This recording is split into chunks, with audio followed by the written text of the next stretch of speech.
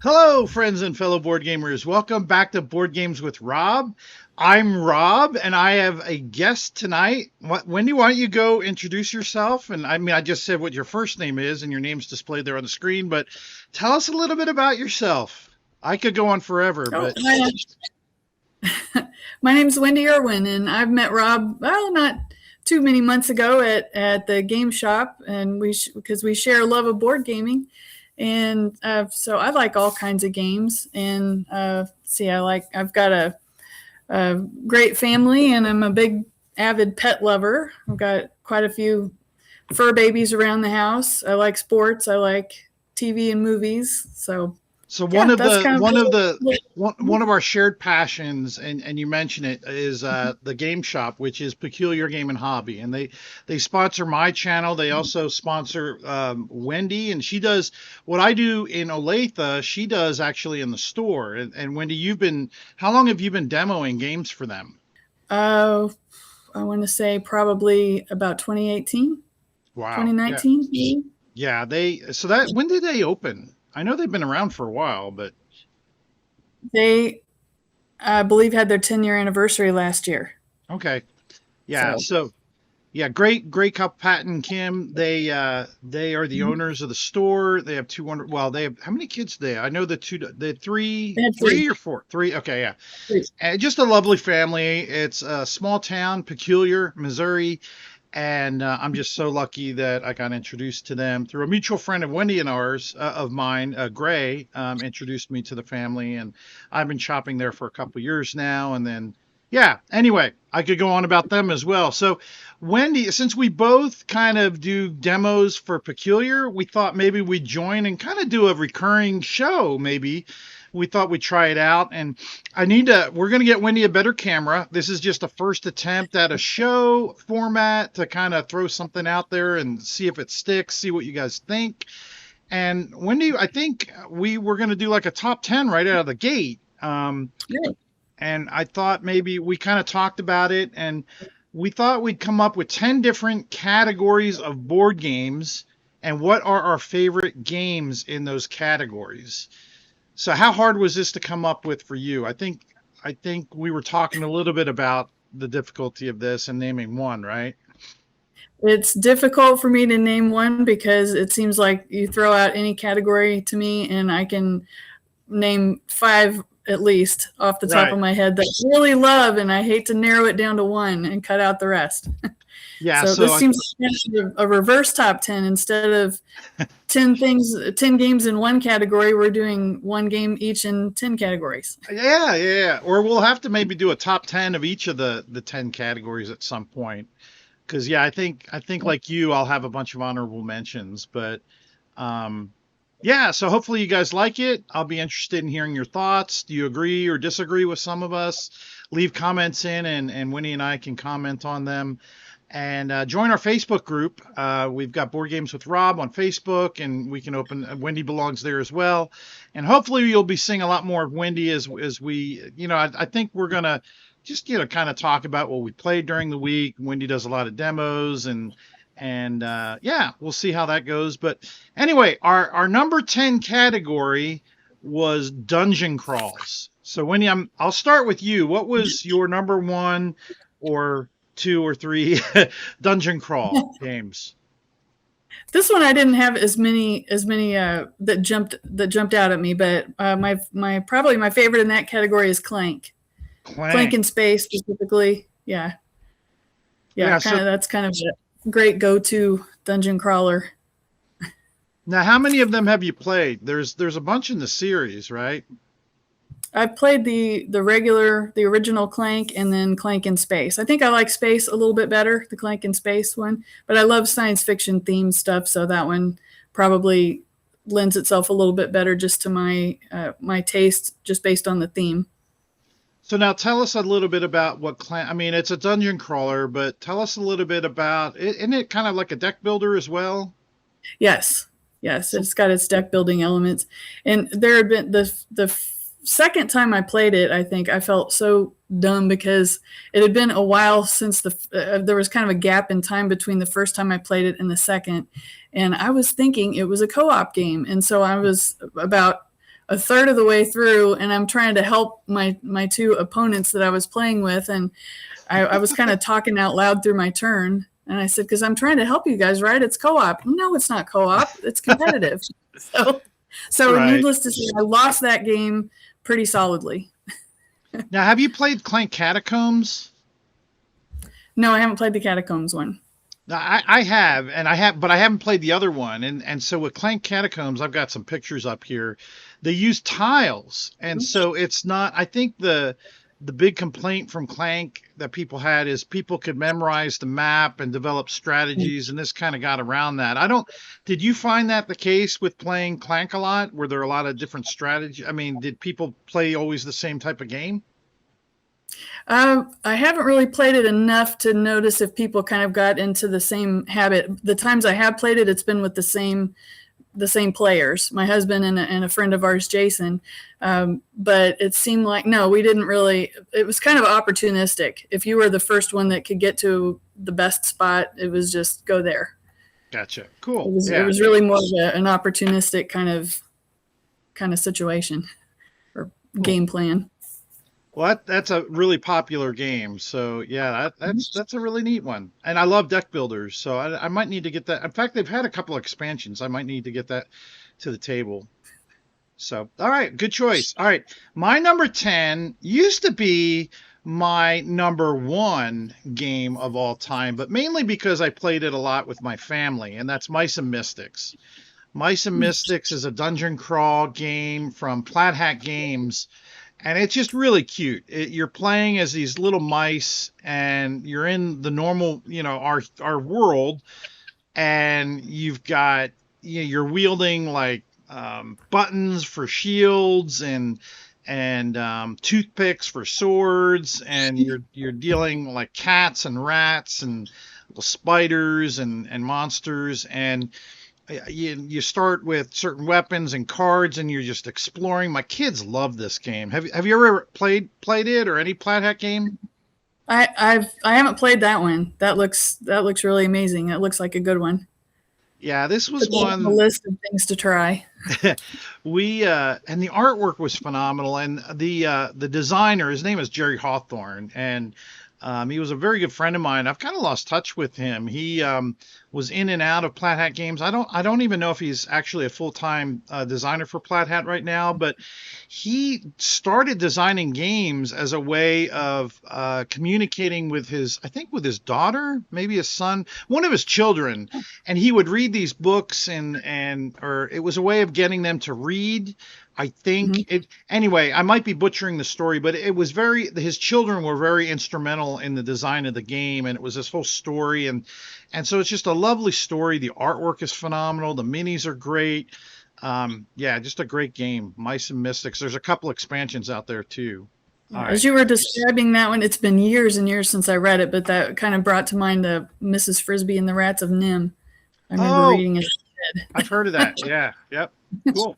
All right, so that was number 10. So Wendy, number 9 is something I think that's near and dear to you because I know you like this designer. We went, and I think we should do maybe a top 10 of different designers specifically, but this guy's got so many different designs. I thought we'd have a category of Knizia games. So I know you like Knizia, right? I definitely do. Yes. So this one's probably a hard one for you to nail down a number one, but if you had, what's your number one, and maybe you could throw in a couple honorable mentions. If I've really got to narrow it down to one, and that's so difficult, I would have to go with Raw. It's so much fun to slam that big wooden token down and yell Raw. It's very satisfying. Yes, I love that one. I like auction games and bidding games are fun. They're always so fun to play because of the social interaction. And I like that theme. They redid this game. It just got a new. I'm looking at some of the pics now, and they're kind of old looking, but they redid it. Is the new? It's not a new game. They just it looks gorgeous. Is it?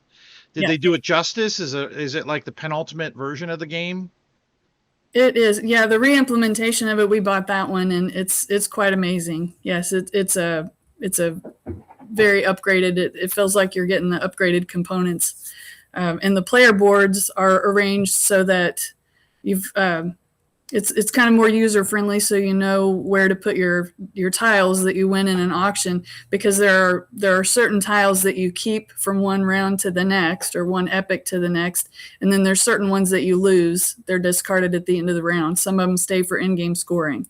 So the boards with the new version of it are divided, and there's kind of yellow, green, and red little symbols, so you can tell which ones you're keeping and where they go, and it's just made it a lot more user friendly. And the tiles, of course, they're really nice and heavy duty, well made, and there's a nice bag that they all go in because you're drawing out of a bag. It's funny, Really nice. last week when I was at the shop at Peculiar Game and Hobby, I wasn't playing with you. I was playing a game with somebody. I forget what game it was. And our mutual friend, Ted, was maybe he was playing with you. And I just kept hearing rah, over across the way. And so you guys must have been playing that like last week. Yeah, I haven't played it yet. I need to play that. Oh wow, yeah. Now, if you had to pick like a second or a third, and we don't have to go into it, what are some of your other favorite Knizias? A couple other ones that I had on the list are Millefiori and Medici. Medici's another really good auction game of his. And then Rebirth. Rebirth is an area control game, which I normally don't do well with area controls, and they're not my favorite, but that one I really like. So that's a good one. That's a newer one too, and that's one I've played a couple times, but I haven't played the other. There's like another side of the board, and I haven't played that other side, but really good game. All right, so it's funny because it's only been within the last year or two that I've been really, really enthralled with Knizia games. And that's because I just knew of his big oldies like Through the Desert and some of these just really what I would call dry games for me. I like crunchier games. And then I had a night where I had a Knizia night, and people brought all these different games. In fact, what's the deck building one? Oh my gosh, it's right over here. El Dorado, Quest for El Dorado is great. But the one that I have grown to really like is Malem, if I'm even pronouncing that right. It's a bunch of, it's kind of like a press your luck, cat astronauts in outer space, and you're trying to roll dice to go up this track and see how far you can get. And there's all these different, oh, look at that. Yeah, you got it. It's literally sitting on the table next to me because I'm ready to play. We got it after watching your video with Gray. And that's Gray funny. How much you liked it. Have you played it yet? Have you had a chance? I have not. I haven't played it yet, so it's sitting here on the table ready to go. Yeah, and you're a cat lover too. This will be right up your alley. This is just so easy to teach and so fun. You're trying to, and it's funny because everybody is a cat on a rocket, and you get to pick different powers. Everybody has a different power on their spaceship, and somebody's the captain. And the captain will decide if they want to keep going and how far they want to go up the path. But then anybody can get off the ship at any time that they want, and claim rewards for whatever planet or star that they get off of. Here's one of the player tiles with all the different player powers. But if the captain jumps off, then somebody else becomes the captain. And it's just a really fun game. It's my favorite Knizia game by a mile. Number 8, and a lot of these are going to be open for interpretation. I didn't share my list with Wendy, and Wendy didn't share hers with mine. And so what is one type of a category to one might not be for the other. This one is going to be our favorite light game. And so you're going to see other ones up there that are like medium weight game, like heavy Euro. And, what might be a medium for somebody might be real heavy for another. I don't like going by the ratings that BGG has. Like they'll say, oh, this is a weight of 4 or 4.5. And I'll be like, yeah, but that's easier to learn than this game. All right, Wendy, what is your number one light game? My number one pick for light game is Azul. Oh, and that one's been a little while. And I think it seems kind of light in that the basic teach of it, the basic actions of it are pretty simple. Basic learning of it, but the puzzle itself can get pretty crunchy and interesting. And there's so much variability since the tokens are randomly drawn out of a bag. It's going to be different every time, and it can be different with based on who you're playing with. So that's my pick for a light game. Now this I gets have compared. not tried the backside where it's blank, and that feels like it would be not so light. Now what is this? Is this a look? I've never played Azul. Is it this abstract strategy? What are you trying to do in Azul? Yes, very much it is. Yes. So if you see those little round discs that are in a circle, Yep. you'll have a number of those out based on your player count, and you draw out some tiles. They're little. They look like little starburst candies, but they're these beautiful acrylic tiles. And you draw out a number of those. There will be 4 on each of those discs, and on your turn, you can take all of one. There's different colors and shapes. So you take all of a particular matching color or shape. So I might take all the snowflake ones or all the blue ones, and then the rest of them go into the center. And you have to place those on your board in a particular. So it'll be on the left side where the spaces are blank. Okay. I see those those little snowflake tiles are. Yep. You have to put them there, and then when the row is filled, if your row is filled at the end of the round, and a round ends when all of those tiles have been drafted by players and placed on your board. If you have the row filled, then you can slide one of those over to the right section of the board, and it'll score. And the scoring increases by adjacency. So if you can fill in tiles adjacent to it orthogonally, then you'll score more points by having them connected. But it's a little Sudoku-like in that in each column and row, there's only room for one of each particular color or symbol on the tile. So if you fill up a row with it, then you can't put any more in that row. And when we draft until all the tiles are used up, and so you can get stuck with tiles that you have no place to put them, and those end up being negative points. Now, there's a lot of iterations of this as far as I know. Like, I think there's Summer Pavilion, and I've heard that's a really good one. Have you played that one? I have played all of them. I think Summer Pavilion was probably my least favorite. Oh, okay. Stained Glass of Sintra is the second one. And in that one, you're building kind of stained glass. It's representing stained glass windows, and you're building them vertically instead of horizontally. So you're building columns instead of rows. So this one gets compared a lot to Sagrada. Sagrada is another tile like stained glass game. Have you played that one? And which you just prefer Azul better? I've played Sagrada a lot, and I love Sagrada. I picked Azul and I had them both on my list. I lean toward Azul on that since it seems a little lighter. Gotcha. Sagrada is really cool in that it has there's different levels of difficulty that you can select for your little board, your player board. Because you put a new one, you put one in each time before you begin to play. So you can play with someone who's newer or younger or not as experienced with it, and you can set your challenge level higher and have theirs be an easier or lower challenge level, lower difficulty level.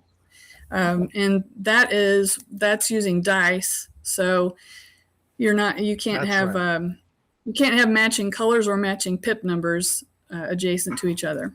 So that adds to the complexity of the puzzly nature of it. So to me, Azul feels a little lighter, so that's why I picked it for the light one. Okay, cool.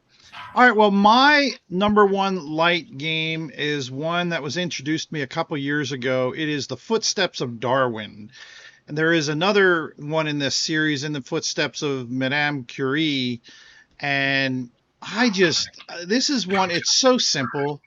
All you're doing is moving a boat, the Darwin boat, I forget what it's called, the HMS Beagle, and you're just moving it around a square, and you're picking one of 3 different tiles to put on your board, and you're just trying to match colors or match animals. And they just came out with an expansion not that long ago. It's just the components are really phenomenal, and just so easy to play. It plays real quick. Have you ever played In the Footsteps of Darwin? Nope, that's a new one to me. Oh, yeah, it's really fun. The expansion, one of the aspects of the game that people didn't care for a lot was the Darwin piece. You whoever had it at the end of the game got some points, and the Oh, expansion added a whole new mechanic that made use of that headpiece, and it made it just a little bit more crunchier, but not much. It just made it a little bit more fun and some more things to get. But yeah, it's very light. Component quality is great and phenomenal. Really nice storage system in the box. Just great game. Footsteps of Darwin is my number one light game. All right, Wendy. Number seven, the category is Trick Taker. What do you got for us for your number one Trick Taker? for this one, I've got a newer one on the scene. I picked Origin Story from Stonemeyer. I Oh, really love this. yeah, you're a big Stonemeyer fanatic, aren't you? You like a lot of their I games. do. Yes, yeah. I've never played one of their games that I haven't been really had a lot of fun with and been pretty impressed with. And Origin Story is it levels up the trick taker genre. It seems like it's not what I would call an entry level trick taker for sure because it does have the extra layers to it. But the ability to start with a kind of a basic character and add abilities and tools and cool stuff to it, and then have that whatever crazy event is going to happen, um, and then at the end of the game, uh, getting to add a really cool power to it. And the first time I played it, I had a really cool combo. I was not doing that great, and I had this great combo that I was able to kind of get just to work together in the last round and ended up winning. Come from behind victory. Yeah, this one seems to be very divisive in that people either love it or hate it. There's some that the only complaints I've heard about it is like you can be in it, and then it's decided a lot on the very last trick because it's very swingy. There's a lot of points that can be won on that last round, and somebody like you just said, you could be losing and then come in and just score a ton. Now, I think the one that they won though was like it was a huge amount of points. So even if you were like I don't know. I played it once and I really enjoyed it, but I liken this a lot to what is it? Zombie Princess, I think, where you've got different powers or something. I don't know. I like it. And I love the artwork. I love the little dials, and you can be the hero or you can play as the Yes. villain where you're trying to either take tricks or go or shoot the moon, right? You get none. Right, Um, right. oh, that's neat. Do you like trick takers typically? Yes, I do like trick takers. And this one was just so eye opening to me since it had all those extra layers to it that it really, like I said, it just really leveled it up. It was kind of like Dorothy opening the door and everything's black and white, and then she opens the door and when she lands in Oz and it's all in color now. So it was just like, wow, this is who knew a trick taker could be like this. It to me it's a lot more fun, and I kind of like that you can be kind of feel like you're kind of far behind and then have a really great last one or two rounds and come from behind and win. So you never feel like you're out of it. Yeah, I liked how you're evolving the character too. Each round you're getting a different power, and at the end of the game, you've got this really cool, unique character that you built. It's kind of like, role playing and you're making a character up, and yeah, it was a lot of fun. A lot of fun. All right, my Yes. my favorite trick taker is one that used to be hard to get, and I think it's a little easier to get. It's called Nokusu Dice. Have you played this one? Nope. I had not heard of this until much like Knizia, I had a trick taking night, and I just was astounded by all the different trick takers that are out there. This one's unique in that, oh, look at that, there's a furry friend. That's too pretty. um, this one you're playing with not only cards but dice.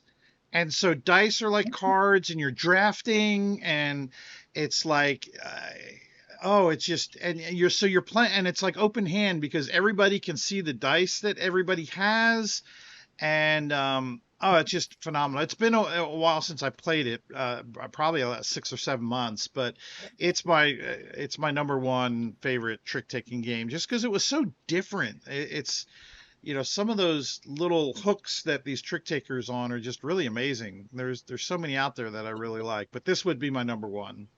Okay. Yeah. And they're usually on the quicker side too. Usually the trick takers are Yeah. a little faster. You can get those in between a couple a little bit longer games or something heavier. Yeah, and what's been interesting is all the cooperative trick taking games that have been coming out, like the Lord of the Rings stuff. Right. There's that space and sea one. I'm having a brain moment. Anyway, they're just a lot of cooperative trick taking. Who would have thought, trick taking could be cooperative? But yep, and it's just as fun. All right, our number 6 category is party games. Are you a partier, Wendy? I love the social aspect of it, but I guess it kind of depends on the party. Sure. All right. What would be your number one game to bring to a party? What I picked for my number one party game was Codenames, and this one may also be kind of open to interpretation on whether that's a party game. But we have played it, even though it says, I believe on the box, it says 1 to 4 players. But we've played it in quite a bit larger groups with families and with friends of ours, where we had 2 people as the clue givers, and then everybody else just divided into teams, and it makes it so much fun listening to how one person can they can kind of have the right answer in mind, but the more they talk to each other, the team can talk themselves out of the right answer or guide themselves toward the right answer. So the banter and their thought process when you're playing that with teams or with the larger group it was really pretty entertaining. Yeah, I would definitely say this is a party game, and this is one of the bigger popular ones that are just so unique when it hit the scene. And now there's that Harry Potter code names. Have you played the Codenames Duel? There's like a 2-player version of this that I've never played. Yes, I've played that. It's been a while since I played that one. Yeah, it's a really fun game. What's the player count on it? Do you know? I believe on the base game. Oh, 2 to 8. I believe it's 2 to 8. Oh, it does say 2 to 8. Okay. No, I don't know. They might have expansions that make it more, but yeah, code names. Good pick. Yes. We're actually listed in the Harry Potter version. My husband and myself and a couple of a daughter and a couple of friends are listed in the play testers because we were able to play test one of the Harry Potter version of it. So that was fun. Oh, that's cool. Isn't that neat when you get that to happen? I got that. We were talking about Mice and Mystics earlier, and one of the expansions, me and my children got mentioned because we had helped play test. It's like you're memorialized, whatever that word is, inside a game. It's just so cool. Yeah, that's very neat. cool. Yeah, and one of the young kid that was playing it, our friend's daughter and her son play tested it, and I want to say he was maybe 8 or 9 at the time, and I think he's a junior in high school now. So it was a really big deal for him, and he was very good at it. He knew his Potter stuff inside and out. It was a very big deal for him to be listed in the credits of a Harry Potter game. Yeah, that's neat. Well, cool. All right. Well, my favorite party game is one that I used to take with me. We used to go down to Eureka Springs every year as a family, and during the summer for Father's Day around that time. And I used to do a lot of scuba diving down there. And we'd take our kids down and we'd go to this cabin. And one of my favorite games that we would play was Bang the Dice Game. Not Bang, but Bang the Dice Game. And this was just a lot of fun. 3 to 8 players. It's got a Yahtzee mechanic, really cool components, real easy to learn. Yes, my kids were rolling beer dice, but just really, the bullets and the arrows. This one's had a lot of different small mini expansions as well, but it's neat with all the different character cards that you can be, and just fun. Have you played Bang or Bang the Dice Game, Wendy? I haven't played that one. Is that anything like Zombie Dice? So Wendy, yeah, this one, everybody's a different character, and it's kind of got that hidden role where you've got sheriffs and outlaws, and you're trying to, if you're the sheriff, you're trying to get the outlaws trying to survive, and you've got hit points, and you don't want to get shot enough times, and yeah, again, you're trying to roll symbols on the die. It's just a fun kind of party game that I really had fun with the family. Okay. So, all right. Well, we are halfway done with our list.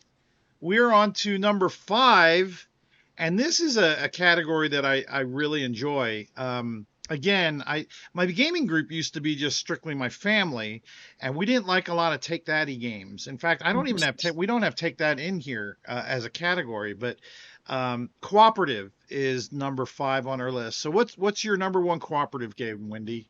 The one I picked for that is Rescue Polar Bears. Oh, I didn't. Okay, here's a new one for me. Okay. How do you play that one? So that one, it's an absolutely beautiful production. There are the most adorable little polar bears, and there's moms, dads, little baby polar bears, and it's very thematic. It's kind of got an environmentalist theme, and it starts out with there's little icebergs, excuse me, little icebergs all over the board, and certain numbers of polar bears, and everybody has a different boat that has a little bit different ability. Some of them can transport more polar bears. Some of them are faster, and your goal is to rescue as many polar bears as you can because the polar ice caps are melting, and we don't want to lose polar bears into the water. So it gets very tense and stressful because you do not want to lose a polar bear. So there are some helicopters that can help, and you have some different abilities. You can the ship can crush, it can ram an iceberg to lower the temperature to help that way. But every round you have to roll a die that's gonna increase the temperature, so that makes them melt faster. Also, the polar bears, if you have a male and a female on an iceberg together, then you'll have little baby polar bears, so you have to rescue them too. So right. there's a lot to balance. It's a very challenging co-op game, but it's a lot of fun. The components on that look phenomenal. Yes. Oh, that is neat. How is that one of the games you demoed or taught, or how do you? Yes. Yeah, I came across that one because it was a demo game. So neat. And I'm glad it was. It was a lot of fun, and it was one that I probably. It seemed like it was kind of an under the radar game. I'm not sure I would have noticed it otherwise. Did the shop carry it? I'm kind of interested in checking Yes. this one out now. All right. Mm-hmm. You'll have to I might have to make a mental note of this. I want to take a look at that one. It looks neat. Okay. All right. Well, it's funny. I said this about another game on the list. I think family game. My favorite cooperative game would have been actually it was Dungeon Crawler. Would have been a couple years ago Mice and Mystics, because Mice and Mystics is a dungeon crawler that is cooperative.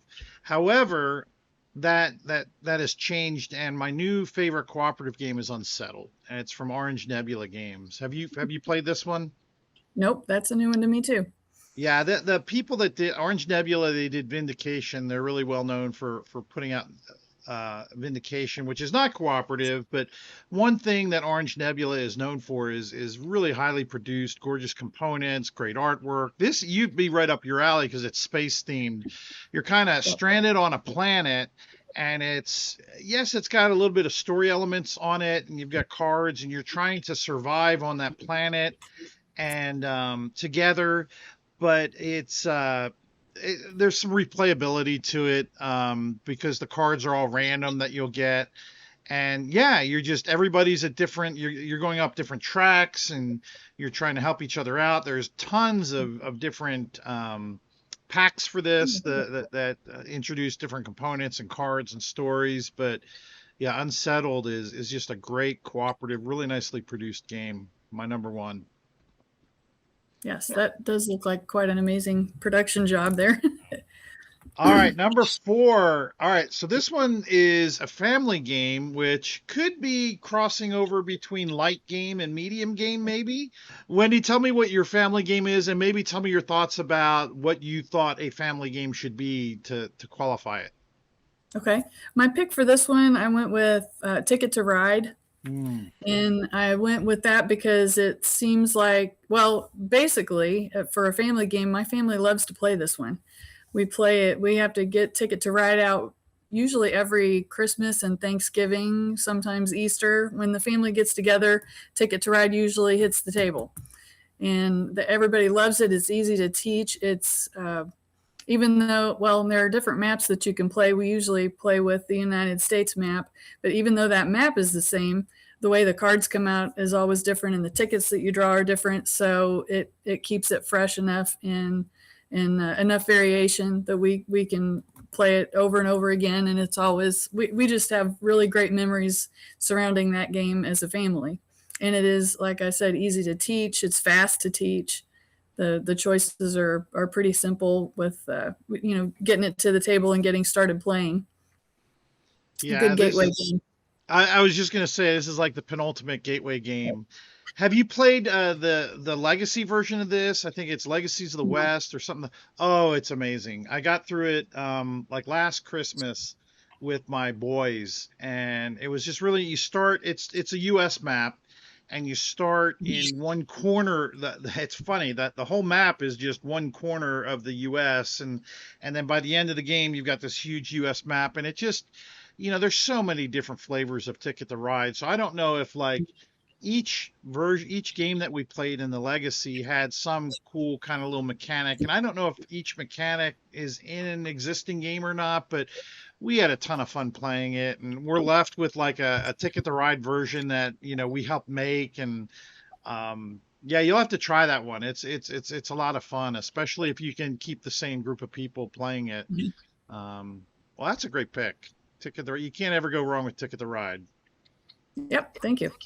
All right, my number one. My thought behind this was a family game. It's a game that I play with my family. It's lighter and it's Chronicles of Abel or Avel or I don't know if I'm pronouncing it right, but it is a dungeon crawl cooperative game that is just the production on this thing is just so wonderful. You're exploring a map and you're flipping tiles over and each one either produces monsters or you might have like a forge and you might have some elves that help produce some magical gifts. And what's really neat about it, they've got these player cards and you can color them in and create your Oh, own character. And then if I can find it here, the yeah, like here's a little player board, and what you do is it's got open space, and as you get items you'll draw them from a bag randomly, and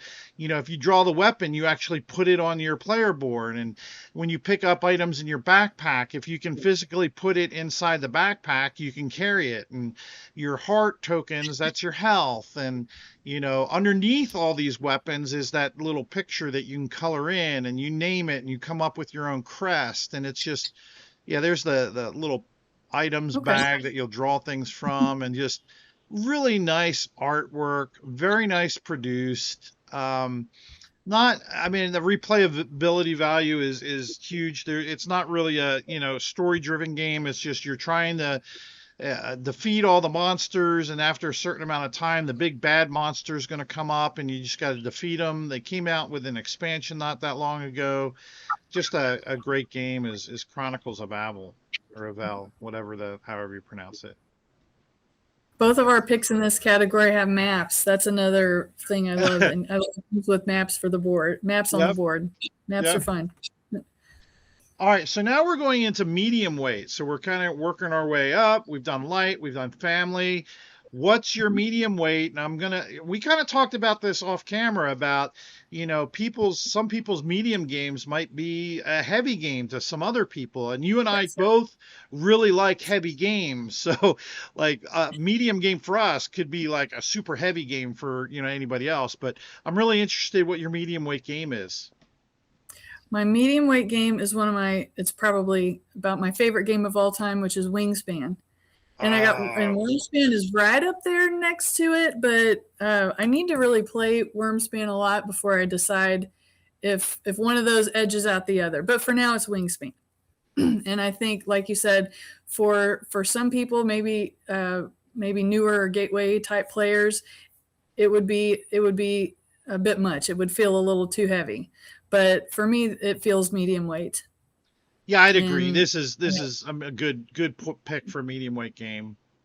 it's got a lot of interesting choices, and it's so well expanded and well produced that uh, I see sometimes on some of the Facebook group and stuff like that, people talking about birds that come up in multiple games, and I don't know how you get with that many bird cards, how you ever hardly see the same bird twice. Yeah, this is a gorgeous game, and people that are friends with me watching this video are going to laugh at that because I kind of dog this game because I prefer Wormspan. I really like Wormspan. I think it's a little bit more crunchier, but a Really mutual great. friend of ours, Sarah, she loves this game. I was on a mission to try and help introduce her to Elizabeth Hargrave at last year's Gen Con, which turns out she didn't need any help. She was able to figure it out on her own. But she's a big Elizabeth Hargrave fan who is the designer of Wingspan and has got like everything imaginable for this game. And it's funny, we played it, me, her, and Gray played it on online. Like I played it on my Switch with them, and it was fun. I really enjoyed it. So it's kind of whet my appetite for Wingspan again. Not enough, I think, to go all in on it. I like my Wormspan. Didn't care much for Finspan. What did you think about Finspan? I like Finspan. I like it really well, and it is definitely a lighter. It has a lighter feel to it of the three span games. Right. Um, I like the vertical nature of it, and there's a great white shark in there, and I have a Yeah, cat named that's Chief. So how can I not love? How can I not right. love that? So that I one of our friends that we game with at the game shop, Richard, he had not played any of the span games, so Oh, I taught him Finspan first, and he really liked it. So since they're all three available, it seemed natural to start. It seemed logical, kind of, to start with the with Finspan since it has a little bit less complexity, and then move up to Wormspan. And now we're ready to play, or I'm sorry, to play Wingspan next. And now he's ready for Wormspan. nice. Yeah. No, that's a good pick and a very good medium weight. Now, I'm really scared about my medium weight because this would definitely be this is rated a complexity of 4.14, which I don't know what that means. It's out of 5, so I think people would call that heavy. But it's Scholars of the South Tigris. I'm a huge Garp Hill Games fan, and once you know what my heavy game is, then you might understand why I consider this medium weight. But a lot of these Garp Hill games, the South Tigris series, Paladins, they're all very similar feely, but different enough to warrant purchasing all of them. I love all of them. I have all of the South Tigris games. I've got 2 of the 3 of the West Kingdom. I've got 2 of the North Sea games. I love them all. I've got some of the offshoots. I've got the Scar Bray. I need to get Assyria to the table and play it. Love them. It's I won't get into. I've got a review up, I think, of my channel of this one, and it's just a great game. They're combo-y. I love that about these games. Tracks, cubes, and just all sorts of fun. Have you played any of the Garphill games? Do you have any favorites? Yes, I've played Scholars Mm. and Viscounts. Like, Viscounts of the oh, yeah. West Kingdom. Yes. Did you like Yeah. Viscounts? That's one of my Yes. favorites. Is Viscounts. I Yes. got Yeah. I into like Paladins for the first time not long ago, and I not really enjoyed. Scholars. That might even been edged out by counts. I don't know, but I enjoy them both. I misspoke. It wasn't Scholars. Paladins. Paladins. Paladins. Oh, okay, yeah, yeah. Played Paladins is Paladins. great. Yes, I've played that one, and then in Viscounts. Cool. All right. So now, what would you consider that? Would you consider that a heavy game or a medium game? I haven't played the one you mentioned. I have not played that Okay. one. So So what would you rate Paladins? I would. Well, to me, Probably it heavier. feels medium to heavyish, Okay. leaning on the heavier side of medium. I would agree that, but I still don't think it's when I think of heavier games, and I don't want to spoil my number one heavy game, but anyway, yeah.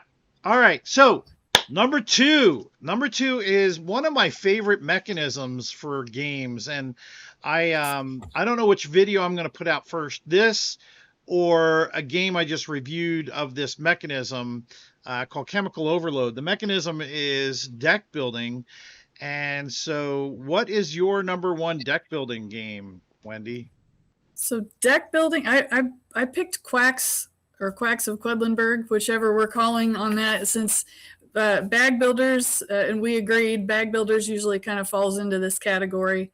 Yes, But I would that agree. one is definitely a bag builder, and so the choices with that one are fun. That one is another one that I've played a lot of times, and it's always different and it's always fun, and the interaction between players, even though you're working on your own separate cauldron of stuff, the interaction, kind of peeking over to see if someone's busted yet or if they've stopped, and looking at your neighbors to see who's got the most.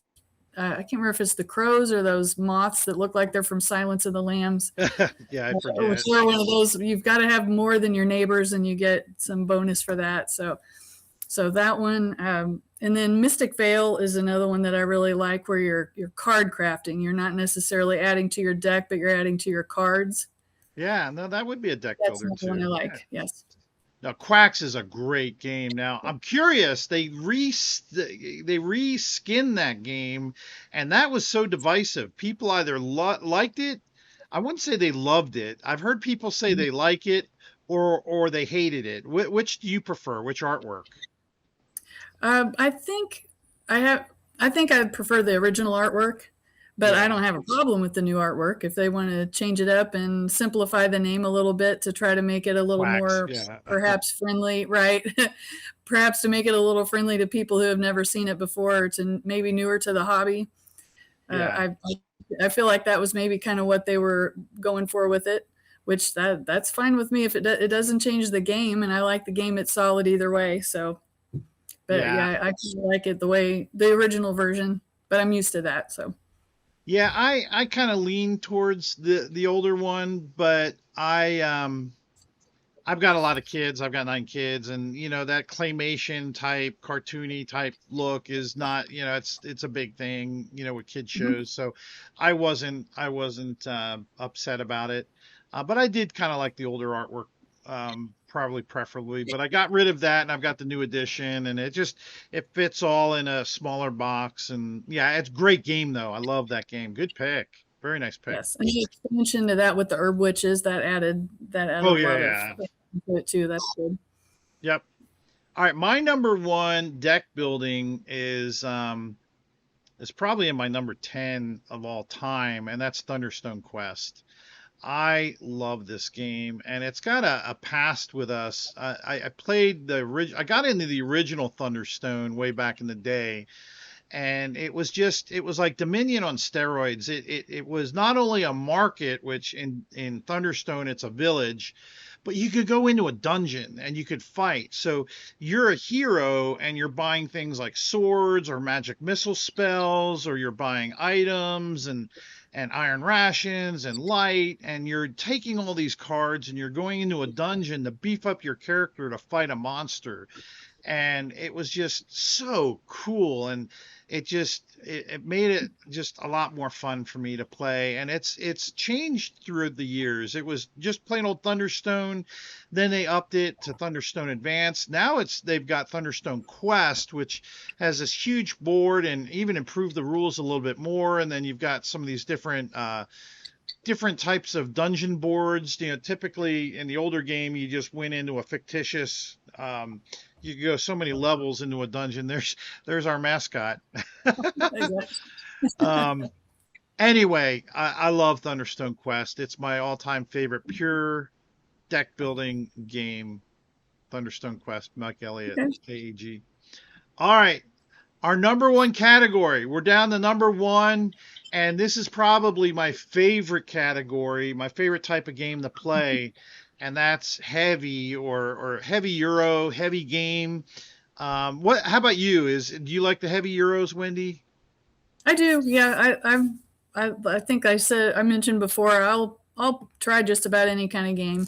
There's certain types that I like more than others, but yeah, I like a heavier game sometimes that's got a lot of good, interesting decisions, and it's you can't just obviously look over at the table and see who's ahead because there's so many different balls that you're trying to juggle, so many paths to victory Right. that yeah, All I right. do like that kind of game.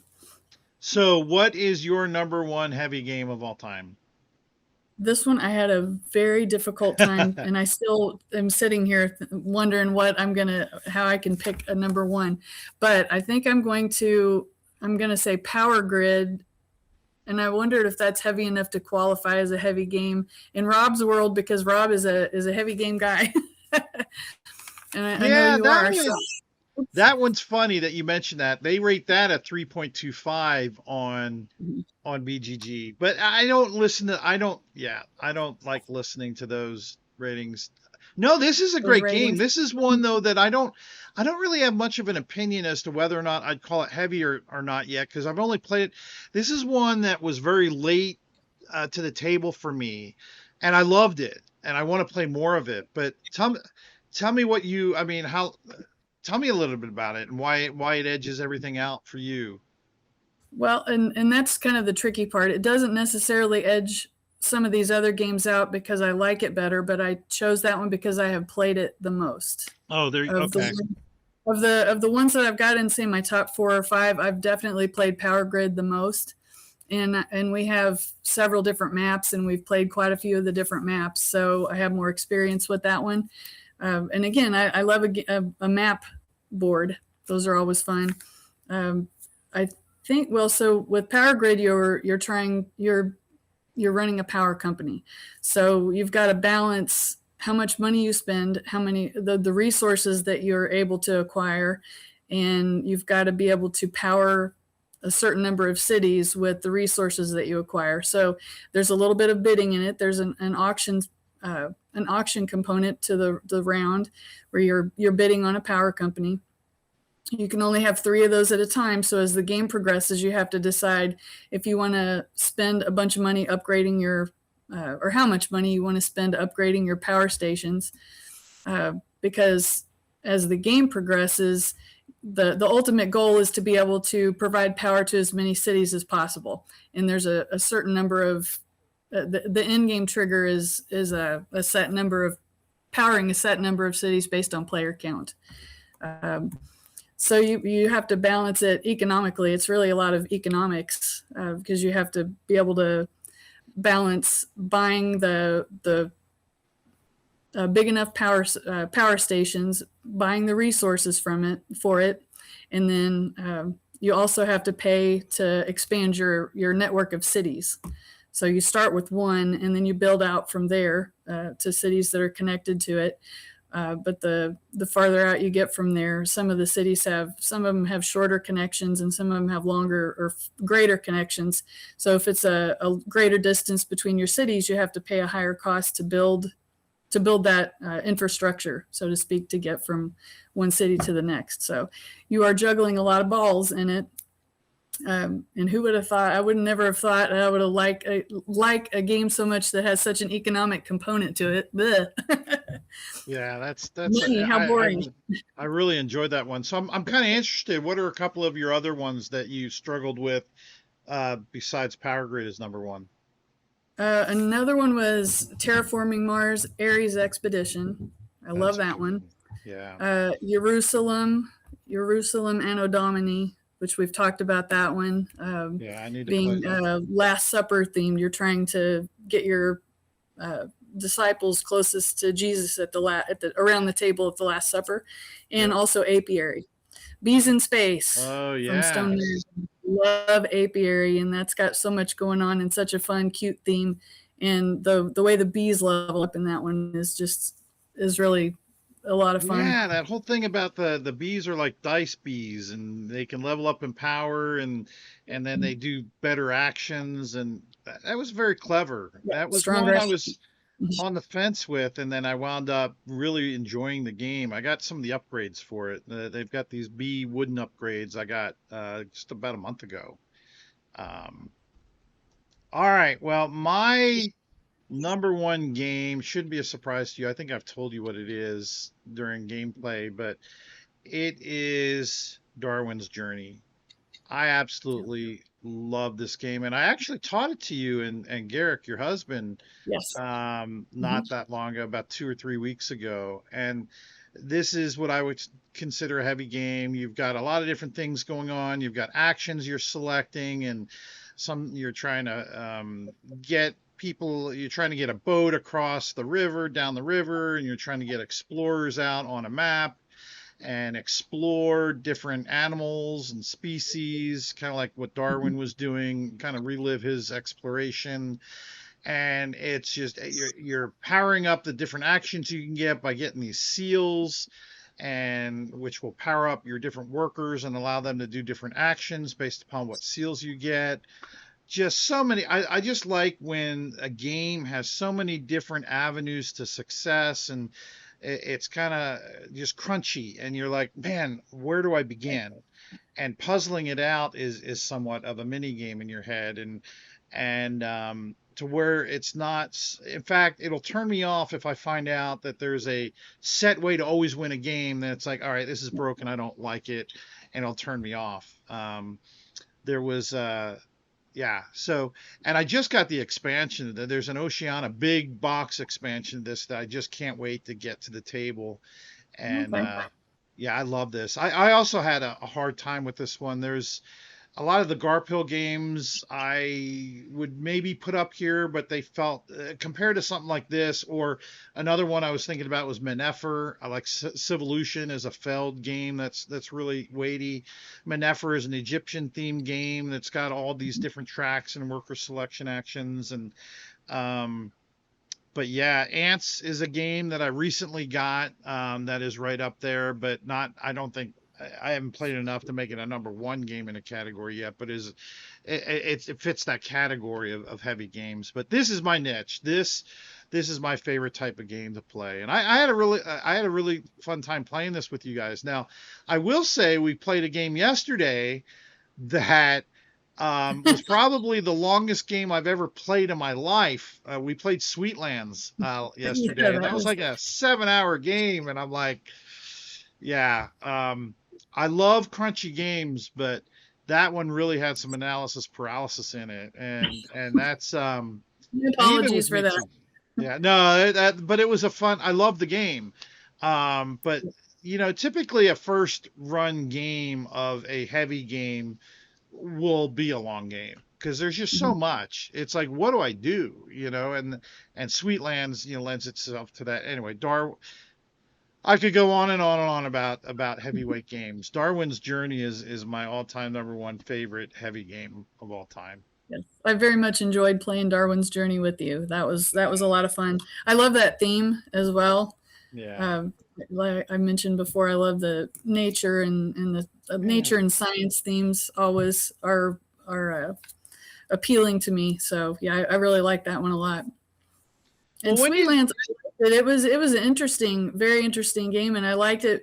There were it was very long, and I mentioned to you, I think when we were done, that I thought 4 rounds might have been better because yeah, I didn't feel